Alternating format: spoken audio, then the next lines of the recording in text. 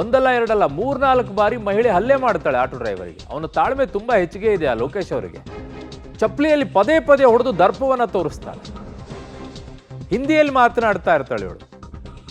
ಹಲ್ಲೆ ಮಾಡಿ ವಿಡಿಯೋ ಮಾಡುವಂತ ಆವಾಜ್ ಬೇರೆ ಹಾಕ್ತಾಳೆ. ಎಷ್ಟು ದುರಹಂಕಾರ ಇರಬೇಕು ಇವರಿಗೆ. ಬೇರೆ ರಾಜ್ಯದಿಂದ ಬಂದೇ ಈ ರಾಜ್ಯದಲ್ಲಿ ಈ ರೀತಿಯಾಗಿ ದುರ್ವರ್ತನೆ ತೋರುವಂಥವ್ರು ಇನ್ನು ಅವ್ರ ರಾಜ್ಯದಲ್ಲಿ ಯಾವ ರೀತಿಯಾಗಿ ದುರ್ವರ್ತನೆ ಇರಬೇಕು ಇವ್ರದ್ದೆಲ್ಲ. ಮೋಸ್ಟ್ಲಿ ಇರಬೇಕು ದೆಹಲಿ ಇಲ್ಲ ಬಿಹಾರು ಇಲ್ಲ ಈ ಕಡೆಗೆ ಪಂಜಾಬ್ ಸೈಡು ಇವೆಲ್ಲ ಅಲ್ಲಿರುವಂಥ ಅದೇ ಕ್ಯಾರೆಕ್ಟರ್ ಕಾಣಿಸುತ್ತೆ. ಇಲ್ಲ ಒಂದಿಷ್ಟು ಮಹಾರಾಷ್ಟ್ರ ಇರಬೇಕು. ಪೂರ್ತಿ ಹಿಂದಿ ಮಾತಾಡ್ತಾ ಇದ್ದಾರೆ ಅಂದರೆ ಆ ಬೆಲ್ಟೇ ಇರಬೇಕು ಮೇಲ್ಗಡೆಗೆ ದೆಹಲಿನೇ.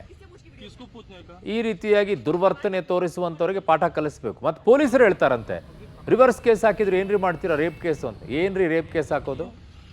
ಏನಲ್ಲಿ ರೇಪ್ ಕೇಸ್ ಹಾಕುವಂಥದ್ದು ಏನಿದೆ ಅಲ್ಲಿ? ಎಲ್ಲಿದೆ ಸಾಕ್ಷ್ಯಾಧಾರಗಳೇನಿದೆ? ಪೊಲೀಸರು ಹೇಳೋ ಮಾತಾ ಅದು? ಕನಿಷ್ಠ ಜ್ಞಾನ ಇಲ್ವಾ ಇಂಥ ಈ ರೀತಿ ಆದಾಗ? ಅಂದರೆ ಈ ರೀತಿ ಹೊಡೆಸ್ಕೊಳ್ತಾ ಇರಬೇಕಾ? ನಿಂತ್ಕೊಡ್ರಿ ಆಟೋ ಚಾಲಕರು ಎಲ್ಲರೂ ಕರೆಕ್ಟಾಗಿ. ಪೊಲೀಸರು ಹಂಗೆ ಹೇಳ್ತಾರಂತೆ. ಯಾವ ಪೊಲೀಸರು ಹೇಳಿರೋದು ಆ ರೀತಿಯಾಗಿ? ಕಣ್ಣು ಕೇಸ್ ಹಾಕಿದ ತಕ್ಷಣ ನಡ್ಕೊಂಡು ಕೂತ್ಕೊಳ್ಳೋಕ್ಕಾಗತ್ತಾ? ಭಯ ಪಡ್ತಾರಂದ ತಕ್ಷಣ ಭಯ ಪಡಿಸ್ಕೊಂಡು ಕೂತ್ಕೊಳ್ತಾರೆ. ಅವ್ನು ಗಂಡ ಆಗಿರೋ ನೋಡಿ ಅಲ್ಲಿ ಮೊಬೈಲಲ್ಲಿ ವಿಡಿಯೋ ಮಾಡ್ಕೊಂಡು ನಿಂತಿದ್ದಾನೆ. ಅವ್ನು ಕನಿಷ್ಠ ಜ್ಞಾನ ಇಲ್ಲದೆ ಇರುವಂಥ ಬಿಡಿಸ್ಬೇಕು ಅಂತ ಕನಿಷ್ಠ ಜ್ಞಾನ ಇಲ್ಲ. ಚಪ್ಪಲಿಯಲ್ಲಿ ಹೊಡಿತಾ ಇದ್ರೆ ಇನ್ನೊಬ್ಬರಿಗೆ ಅದನ್ನೇ ಕಲಿಸ್ಕೊಡೋದ ಹೆಂಡತಿಗೆ ಹೊಡಿ ಚಪ್ಪಲಿಯಲ್ಲಿ ಅಂತ ಹೇಳಿ. ಅವ್ನು ಯಾವ ಊರು ಸೀಮೆಯ ಗಂಡಸ್ರಿ ಅವನು? ಯಾರೇ ಓಡಿಸ್ಕೊಳ್ತಾರೆ ಈ ರೀತಿಯಾಗಿ ನಡು ರಸ್ತೆಯಲ್ಲಿ? ಪಾಪ ಕಣ್ಣೀರು ಹಾಕ್ತಾರ ಅವ್ರು. ಲೋಕೇಶ್ ಆಟೋ ಡ್ರೈವರ್ ಈಗ ನಮ್ಮ ಜೊತೆಗೆ ಮಾತಾಡ್ಬೇಕಾದ್ರೆ ಕಣ್ಣೀರು ಹಾಕ್ತಾರ ಅವರು. ಯಾರಿಗೆ ಅವಮಾನ ಅಲ್ವಾ?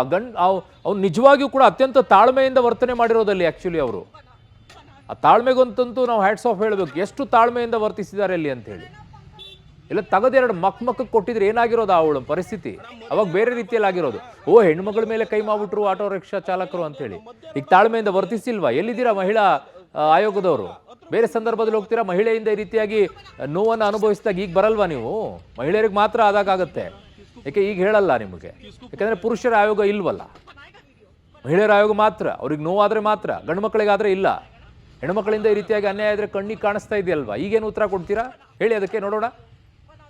ಬಹಿರಂಗವಾಗಿ ರೋಡಲ್ಲಿ ಚಪ್ಪಲಿ ತೊಗೊಂಡು ಹೊಡೆಯುವಂಥ ಈ ಮನಸ್ಥಿತಿಯಲ್ಲಿರುವಂಥವ್ರಿಗೆ ಏನು ಹೇಳ್ಬೇಕು? ಇವ್ರಿಗೆಲ್ಲ ಕರೆಕ್ಟಾಗಿ ಇರಬೇಕಾಗಿತ್ತು ಪುರುಷರ ಆಯೋಗನು. ಅವಾಗ ಸರಿಯಾಗಿರೋದೇನೋ.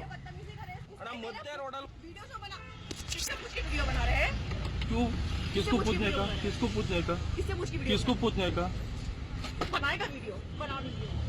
हेलो मारो मारो चलेगा मारो। वीडियो बनाएगा ना? बना रहे मारो। बना वीडियो। हाँ बना वीडियो, बना वीडियो।